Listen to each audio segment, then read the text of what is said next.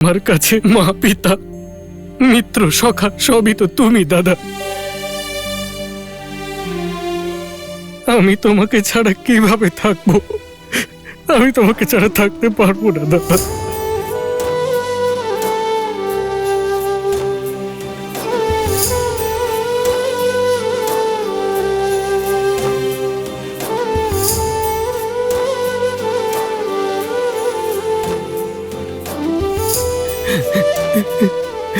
শান্ত হও। এই অস্ত্র আমার বীর লক্ষণকে শোভা পায় না। এ বনবাস কেবল রামের জন্য লক্ষণ। আর সেই রামের অর্থ কি দাদা? সেই অর্থের একটি অটুট অংশ কি লক্ষণ নয়? যদি না হয় তাহলে মেরে ফেলো আমাকে আর মুক্তি দাও এই জীবন থেকে। লক্ষণ, এসব কি বলছো তুমি? আমার দিকে তাকাও লক্ষণ। এ সত্য যে রামের পরিভাষায় লক্ষণ সমাহিত, কিন্তু লক্ষণের পরিভাষায় লক্ষণের জননী এবং তার স্ত্রী দুজনেরই গুরুত্বপূর্ণ অংশ আছে, আর তাদের প্রতিও তোমার কর্তব্য আছে লক্ষণ।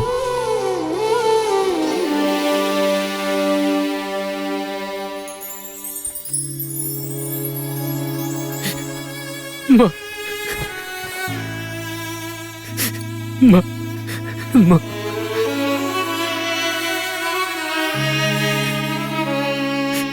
যাও পুত্র, যাও।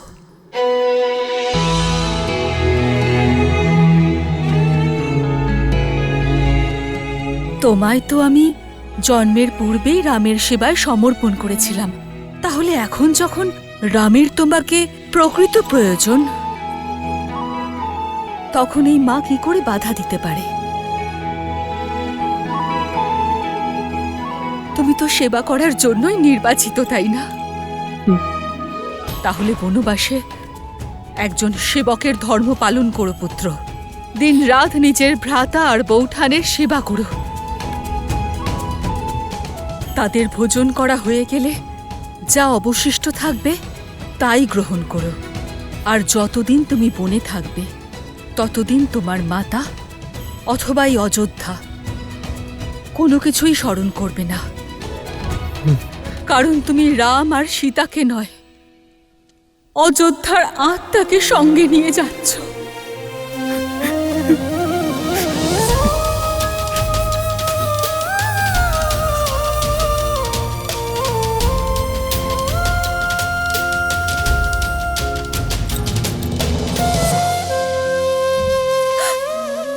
যাও।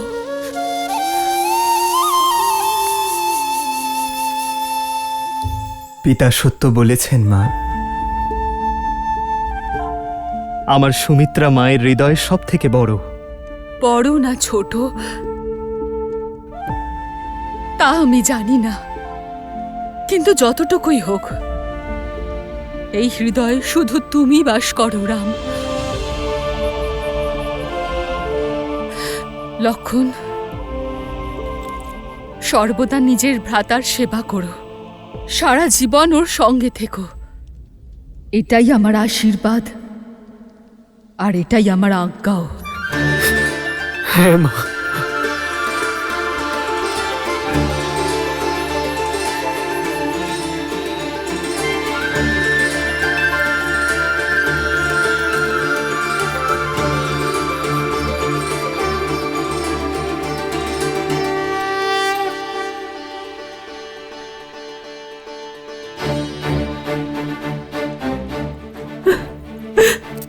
রাম, একজন পিতার মতো আমার পুত্র লক্ষণকে রক্ষা করো রাম। আমার পুত্রকে সুরক্ষিতভাবে ফিরিয়ে এনো রাম।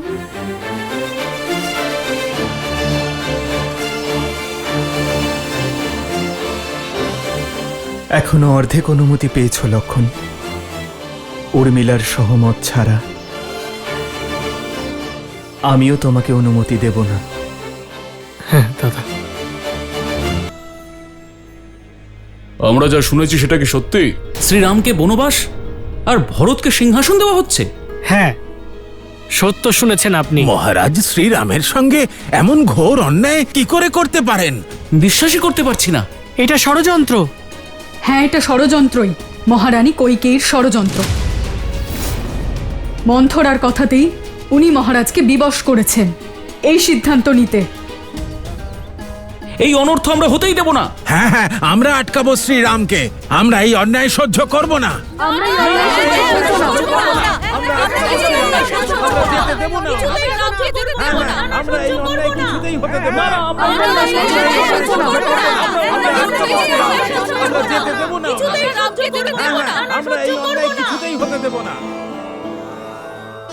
মহারাজ, জল।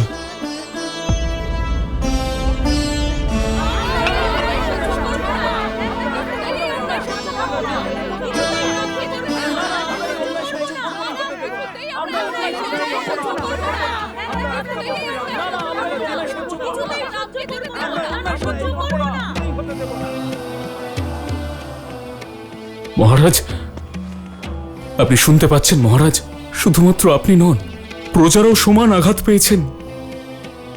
আপনি নিশ্চিন্ত থাকুন, অযোধ্যাবাসী নিজের রামকে কোথাও যেতে দেবে না।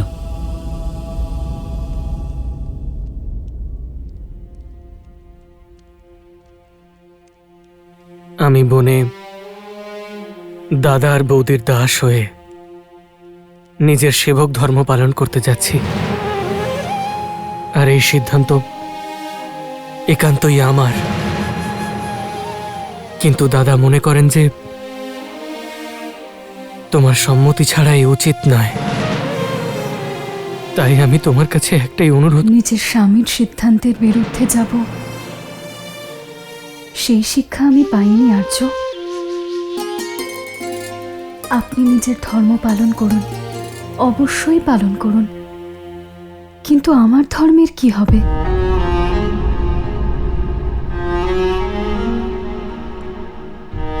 আপনি আপনার দাদার সেবা করার প্রতিজ্ঞা পালন করুন, কিন্তু আমি আমার স্বামীর সেবা করব, তার তপস্যায় তাকে সঙ্গ দেব। আমার থেকে এই অধিকার কেড়ে নেবেন না।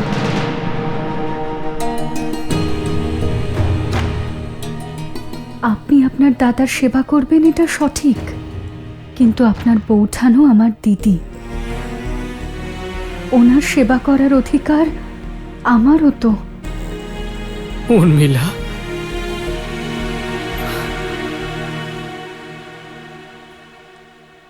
আমি মানছি যে আমি শ্রীরামের ছোট ভাই, কিন্তু ওনার মতো সামর্থ্য আমার নেই। মহাবনে আমার প্রধান দায়িত্ব নিজের দাদা আর মা সীতার দিন রাত সেবা করা। যদি এমন অবস্থায় তুমিও যাও, তাহলে স্ত্রীকে রক্ষা করা আমার চিন্তার কারণ হয়ে দাঁড়াবে। তোমার সঙ্গে যাওয়া, তোমার ভালোবাসা আমার কর্তব্যে বাধা হয়ে দাঁড়াবে উর্মিলা।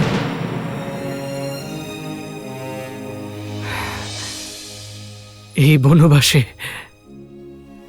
আমাকে দিনরাত জাগতে হবে। নিজের দাদা আর মা সীতার সেবায় নিজেকে নিমজ্জিত করতে হবে। এই অবস্থায় যদি তুমি আমার না, সঙ্গে আর্য, আমি একা আপনাকে এই তপস্যার সুখ পেতে দেব না। আমি আপনার অর্ধাঙ্গিনী, আপনার পুণ্যে অর্ধেক অধিকার আমারও। তবে আমি যেখানেই থাকি না কেন আর্য, আমার মন সর্বদা আপনার কাছেই থাকবে। আর আপনার চলে যাওয়ার পরে আমার জীবন থেকে সূর্য চলে যাবে। আমার জীবনে অন্ধকার নেমে আসবে। আমার কেবল একটাই ইচ্ছে আর্য, যে আমি যখনই আমার চোখ খুলব শুধু আপনাকে দেখব।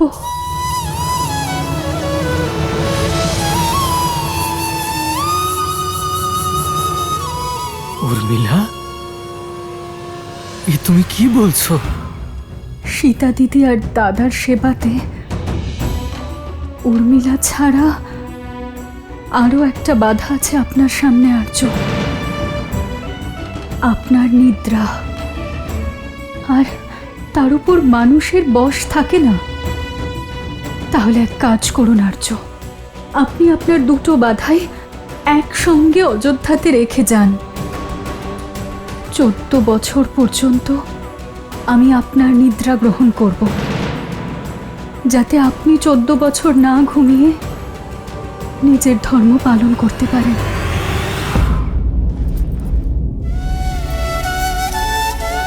উর্মিলা, ত্যাগের অর্থ কি হওয়া উচিত সেটা আজ তুমি আমায় শিখিয়ে দিলে।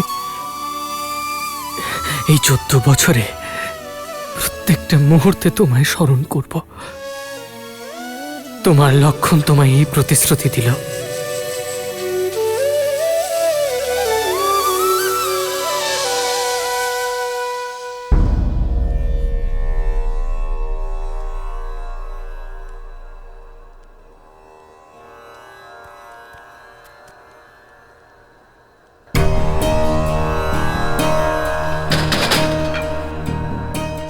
শোনো,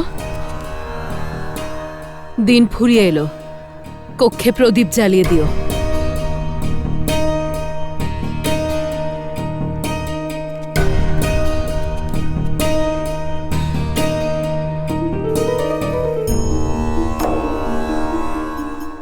যে অন্ধকার মহারানী অযোধ্যায় ছড়িয়েছেন তা শুধুমাত্র প্রদীপ জ্বালিয়ে মিটবে না।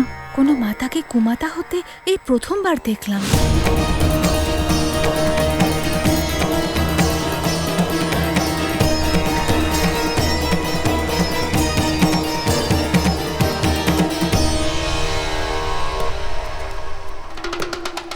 দাসী হয়ে এত সাহস!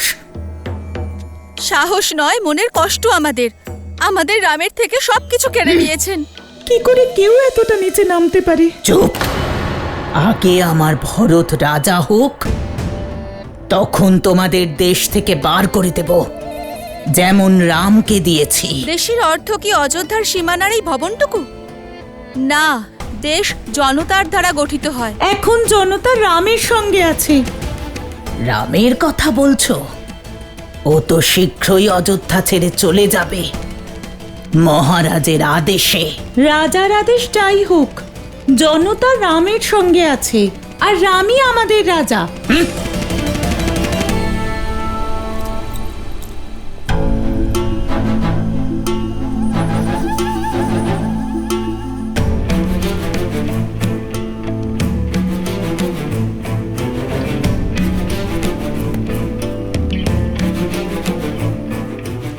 কষ্ট পেও না কইকেয়ী, এই তুচ্ছ দাসীদের কথায় এত ভেবো না তুমি। না মন্থরা, রাম সত্যি এদের অন্তরে রয়েছে। যদি ভরতের রাজ্যাভিষেক করাতেই হয়, তাহলে রামকে অযোধ্যা থেকে বের করার আগে অযোধ্যাবাসীর মন থেকে বের করতে হবে, আর ওদের রাজার ছবিকে বদলে ফেলতে হবে।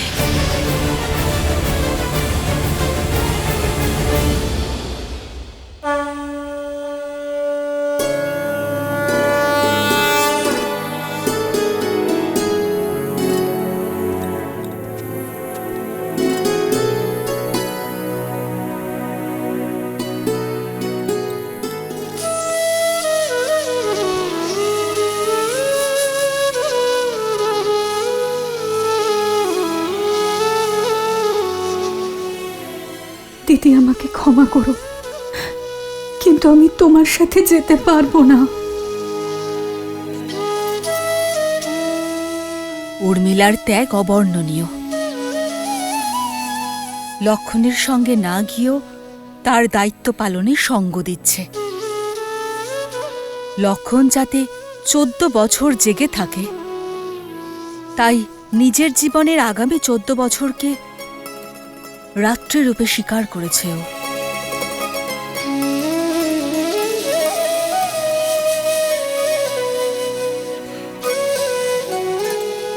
তোমার এই ত্যাগ এই সংসার কোনোদিনও ভুলবে না। তোমার নাম চিরকালের জন্য অমর হয়ে থাকবে উর্মিলা।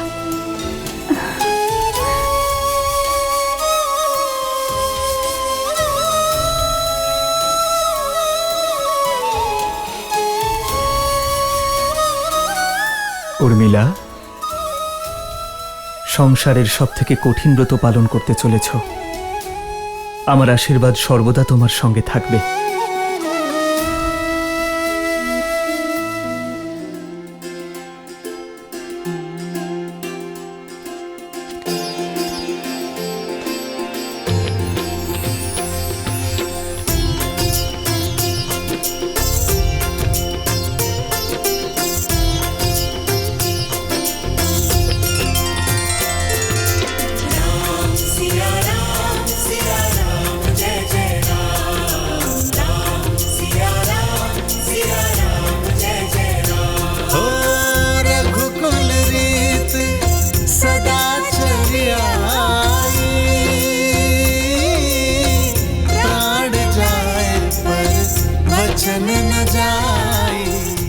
মা, পিতার থেকে বিদায় নিয়ে আমরা বোনের উদ্দেশ্যে প্রস্থান করব। আমার থেকে বিদায় নেবে না রাম?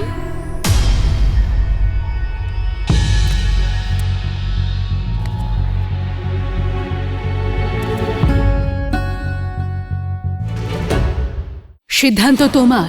যুবরাজের বেশে ওনার সামনে গিয়ে ওনাকে দিয়ে অধর্ম করাতে চাও? যদি সত্যি বনবাস স্বীকার করো তাহলে এই বস্ত্র ত্যাগ করে গেরুয়া বসন ধারণ করো, সন্ন্যাসী হয়ে যাও। যত তাড়াতাড়ি সম্ভব অযোধ্যা থেকে বেরিয়ে যাও।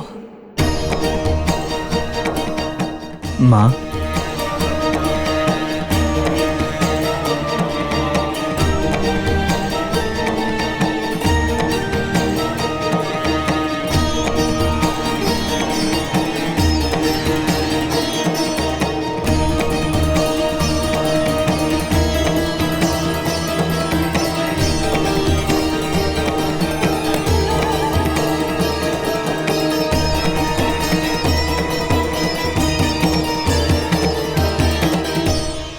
মহারাজ, তোমার মোহ কিছুতেই কাটিয়ে উঠতে পারছেন না।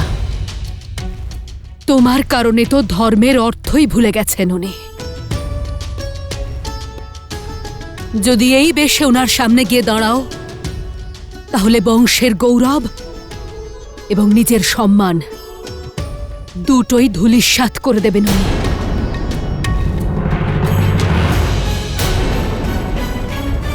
সিদ্ধান্ত তোমাকে নিতে হবে। যুবরাজের বেশে ওনার সামনে গিয়ে ওনাকে দিয়ে অধর্ম করাতে চাও?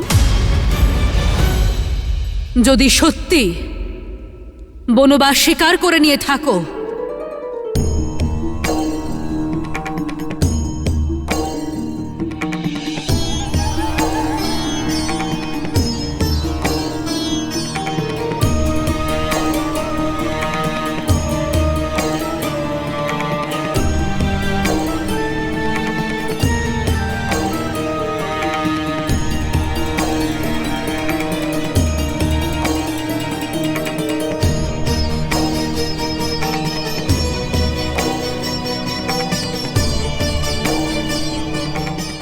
তাহলে তোমার এই বস্ত্র ত্যাগ করে গেরুয়া বসন ধারণ করো, সন্ন্যাসী হয়ে যাও।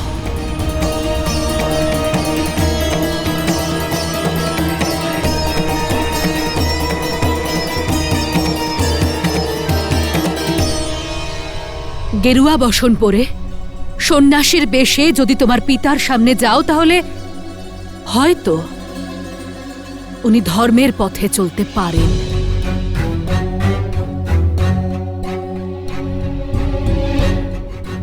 পরিস্থিতি আর কঠিন করে তুলো না রাম। যত তাড়াতাড়ি সম্ভব অযোধ্যা থেকে বেরিয়ে যাও। যথা আজ্ঞা মা, আমরা অতি শীঘ্রই বিদায় নেব।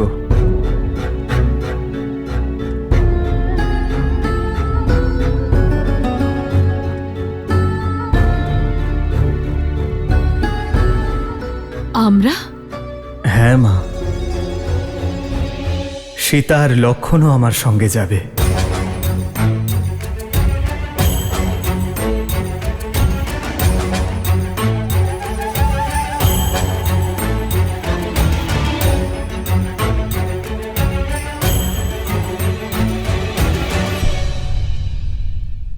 আমাকে আশীর্বাদ দাও মা, যাতে আমরা পিতার প্রতিশ্রুতি আর তোমার ইচ্ছে দুই মন এবং কর্ম দ্বারা পালন করতে পারি।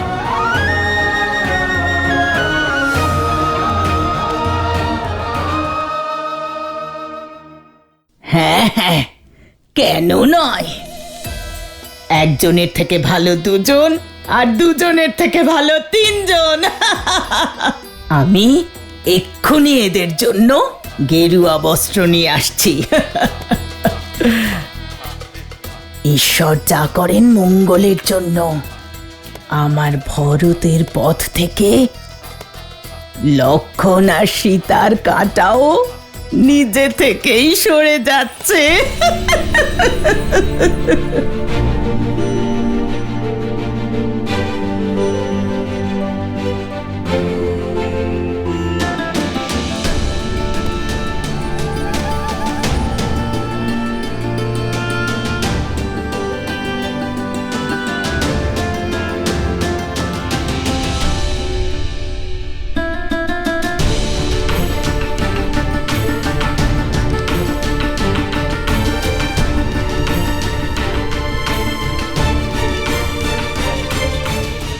আমাদের আশীর্বাদ করো মা, আমরা পিতার প্রতিশ্রুতি এবং তোমার ইচ্ছে মন এবং কর্ম দ্বারা যেন পালন করতে পারি।